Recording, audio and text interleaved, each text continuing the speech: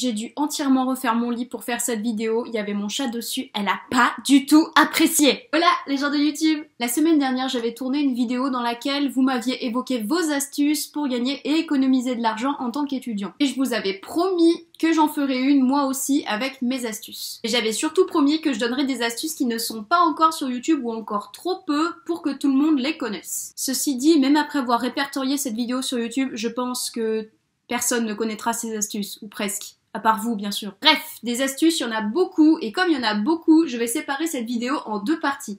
La première partie sera sur l'économie d'argent, et la deuxième sur le gain d'argent. Parce que économiser c'est bien, mais en gagner un peu c'est mieux. Cette intro commence à être trop longue, voyons ça tout de suite.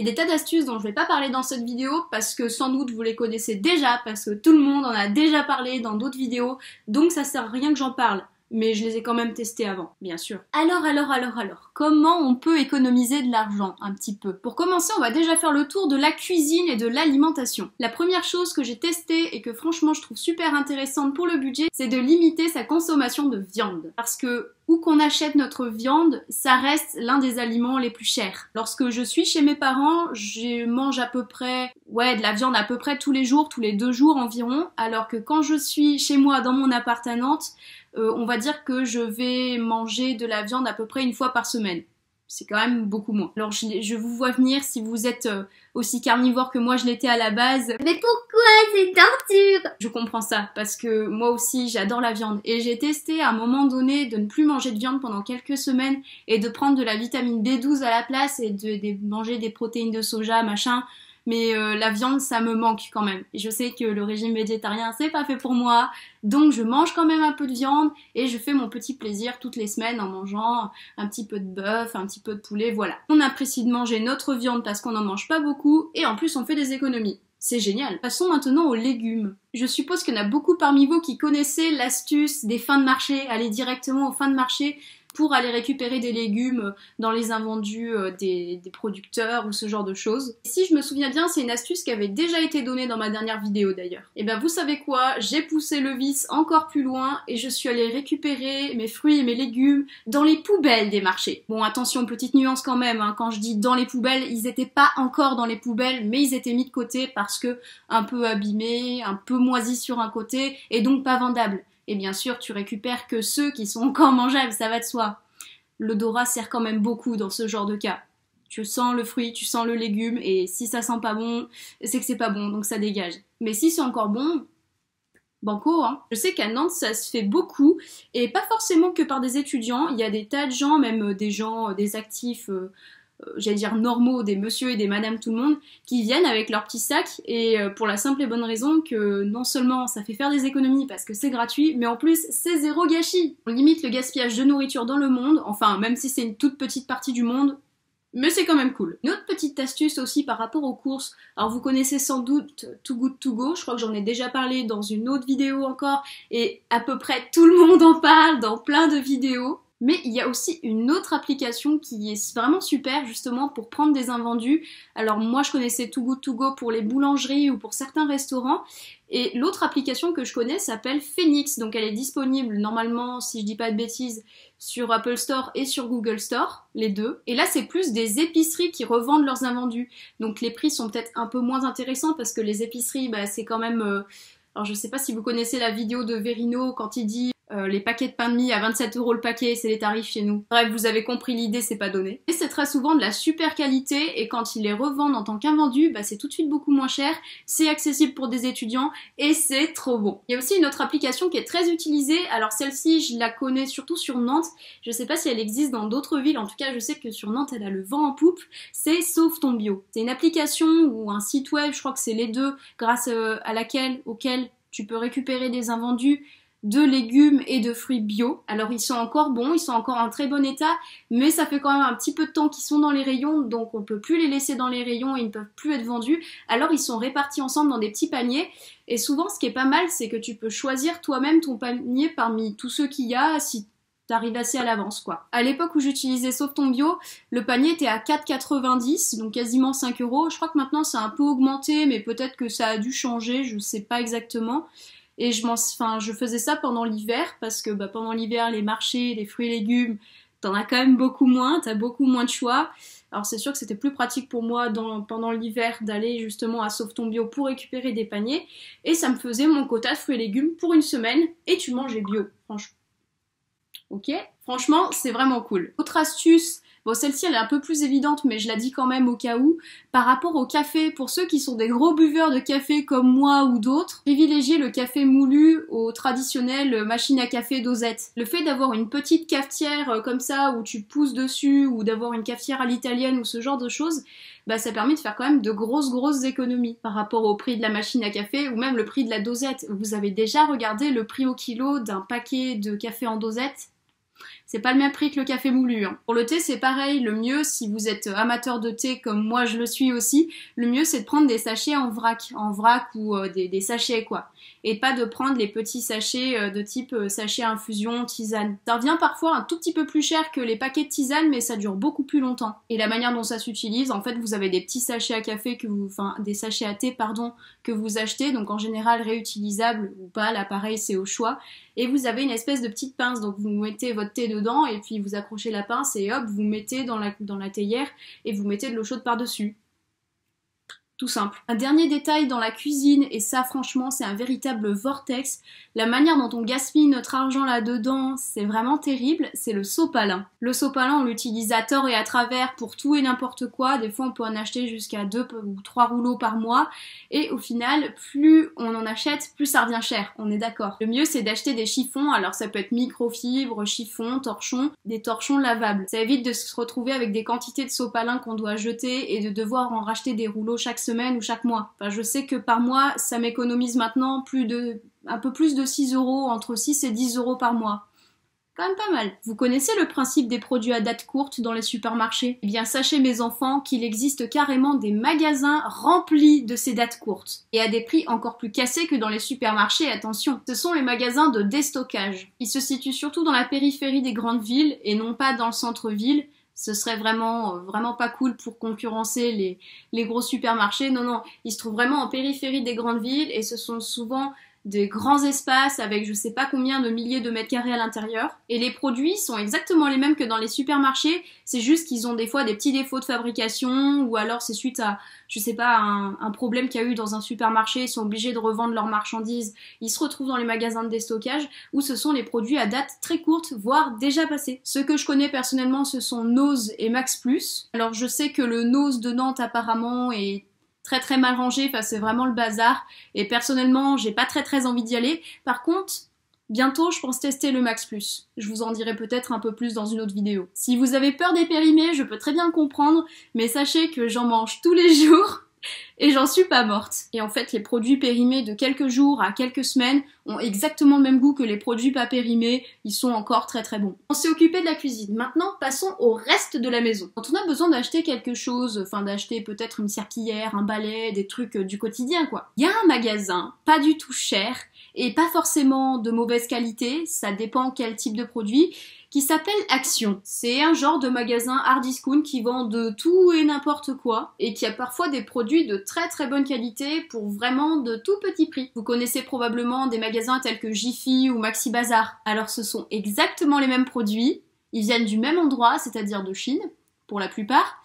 C'est juste que Action, ils se font beaucoup moins de marge dessus. Et accessoirement, c'est présenté comme dans un magasin de hard discount, c'est-à-dire très mal, alors qu'à Jiffy et Maxi Bazar, c'est quand même beaucoup mieux présenté. C'est la seule différence avec le prix. Personnellement, Action, j'y vais quand j'ai vraiment besoin de quelque chose, genre pour m'acheter justement un balai, l'exemple de tout à l'heure. J'y vais juste pour acheter des objets que je sais que je pourrais pas acheter autrement et que je pourrais pas avoir d'occasion. L'occasion est la seconde main justement, parlons-en. Vendre ses vêtements sur Vinted, Le Bon Coin, tout ça, vous connaissez sûrement. Et les vides-greniers aussi d'ailleurs. Mais est-ce que vous connaissez Give et Donnons.org? Ce sont un site et une application sur lesquels tu peux faire des dons et tu peux récupérer les dons d'autres personnes. Ce sont vraiment des échanges de tout et n'importe quoi, parfois même de nourriture, qui se font de particulier à particulier, et ça peut, enfin en tout cas moi ça m'a permis de rencontrer des gens. J'ai même rencontré un pote grâce à Give. Dessus j'ai pu donner des vêtements qui n'étaient pas vendables, peut-être faute de marque ou faute de style. J'ai pu donner des bocaux en verre aussi. Depuis le début de l'année j'ai dû aller une fois à la benne pour jeter du verre, c'est tout. Mais j'ai donné aussi beaucoup d'autres choses. Et j'en ai récupéré beaucoup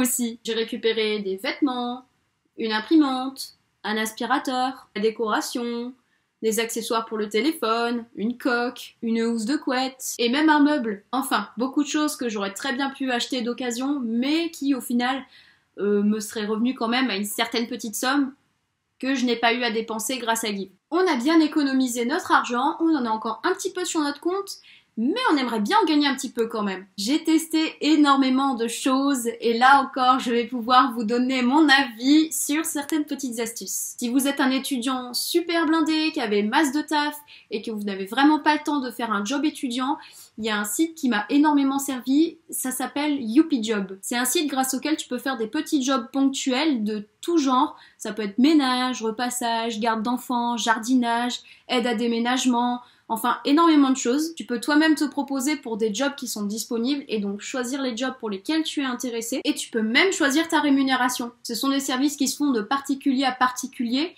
ce qui fait que tu peux rencontrer des gens comme ça et avec lesquels, si jamais tu retravailles pour eux, tu peux nouer des relations. Et quelquefois, les personnes pour qui tu as travaillé, si tu devais travailler juste une fois avec elles, ont tellement été contentes de ta prestation qu'elles te reproposent plus tard un nouveau job sur YoupiJob, privé, rien que pour toi, pour tel jour, à telle heure, et tu peux dire si tu es dispo ce jour-là ou pas. C'est sympa quand même. Ça m'a permis encore une fois de rencontrer énormément de monde, des personnes de tout type, de tous âges. Ça m'a fait vraiment plaisir de travailler avec eux et je sais qu'il y en a avec qui je vais retravailler l'année prochaine. Et en général, les gens qui sont sur ce site sont des gens hyper ouverts, qui apprécient justement travailler avec des gens, proposer à des gens, à des particuliers, peut-être de garder leurs enfants, de faire le ménage, ce genre de choses. Et ça fait toujours du bien de travailler pour des personnes super agréables. Un autre site qui m'a aidé à faire quelques jobs, alors là c'est une application, ça s'appelle Nextdoor. Remarquez mon superbe accent anglais. Cette application, qui veut dire en français voisin, est une application dans laquelle on peut se retrouver entre voisins d'un même quartier ou d'une même ville,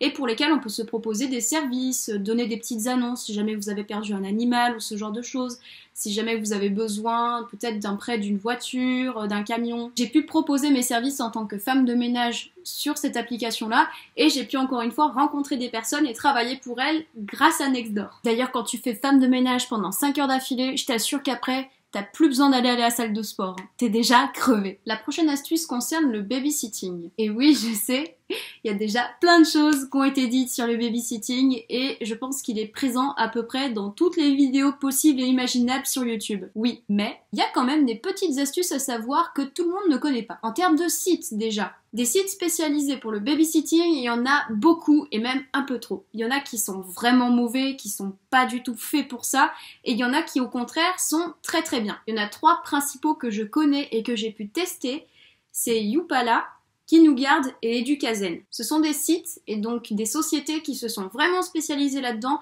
qui connaissent leur job et qui sont vraiment de confiance. Mais rien n'oblige de passer par des sites et il y a des choses toutes bêtes que nous pouvons faire simplement avec une imprimante ou avec du papier et un stylo. C'est faire une petite annonce spontanée pour du babysitting et la déposer dans les écoles maternelles, les centres aérés, etc. Et ça, quand on est dans des grandes villes, il y en a dans tous les quartiers. Donc pas besoin d'aller très loin. Ensuite, du côté des cours en ligne, il y a aussi un sacré potentiel. Alors moi, il y a un site que j'utilise pour ça, c'est Superprof. Je l'utilise parce que c'est un site qui est vachement ouvert, qui fait des propositions à la fois ciblées et en même temps relativement ouvertes à des cours un peu particuliers. Par exemple, si mettons t'es en hypocagne ou en cagne et que tu veux donner des cours à des élèves de terminale pour les préparer justement à rentrer en hypocagne pour après rentrer en cagne, pourquoi pas, c'est possible. Et tu peux encore une fois ajuster tes prix comme tu le souhaites. Si tu as des connaissances en nutrition ou en développement personnel et bien-être, c'est aussi possible de donner des cours en ligne, ou même des consultations en ligne via ce site-là. C'est quand même chouette, non? Attention quand même à faire des cours assez sérieux, ce sont des personnes qui veulent apprendre des choses qui sont en face de toi.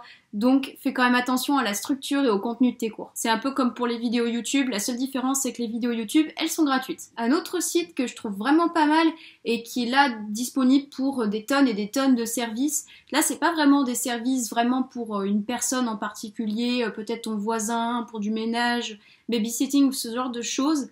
Là c'est plus un site qui va être dédié peut-être à la fabrication de CV, à la fabrication de logos, peut-être aussi de correction de fautes d'orthographe ou ce genre de choses, c'est 5euros.com. Là-dessus, tu peux proposer tes services, peut-être justement pour faire le portrait de quelqu'un, caricaturer, enfin, il y a vraiment des tas de choses. Je pourrais même pas dire tout ce qu'il y a, tellement c'est varié, mais en tout cas, c'est toujours des choses qui se font en ligne, peut-être ça peut être l'envoi de PDF sur un sujet particulier, et alors ça va de 5 euros, donc ce qui est proposé de base c'est 5 euros et tu peux rajouter des services optionnels à ton prix à toi. Donc là ça va de 5 euros à beaucoup plus. 5 euros, ce qui veut dire aussi que c'est non seulement valable pour gagner de l'argent, mais aussi pour en économiser. Si jamais tu as besoin d'un service en particulier et que justement ce service peut être répertorié sur ce site-là, par exemple, aider à la fabrication d'un CV. Si toi, tu as besoin d'un CV pour un job étudiant, tu peux aller justement sur 5euros.com pour demander de l'aide. Les jobs étudiants, tiens donc,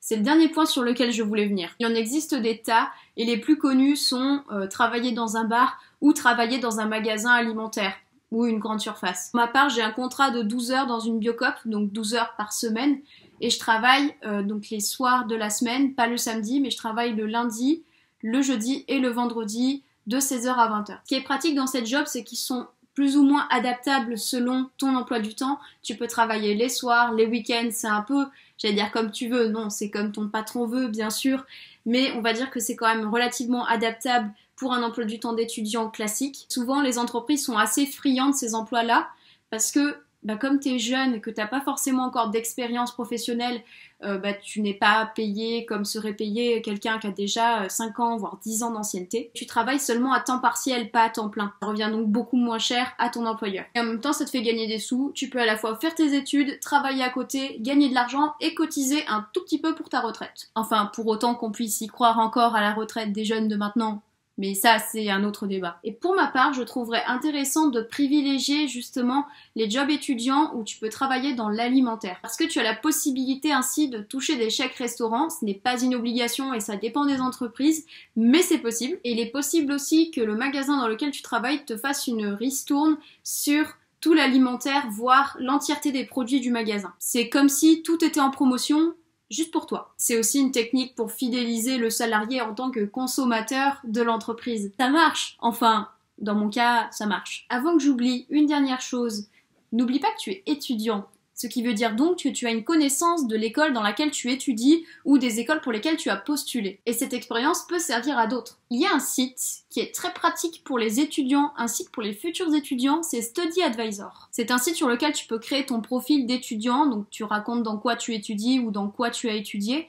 Et les personnes qui sont intéressées par ton parcours actuel ou le parcours que tu as eu avant peuvent te demander un rendez-vous téléphonique. Donc tu peux varier, tu peux proposer les horaires sur lesquels tu es disponible et moduler selon si tu es vraiment disponible ou pas. Le temps des appels est très varié, ça peut durer de 15 minutes à peut-être 1h30, 2h pour les plus bavards.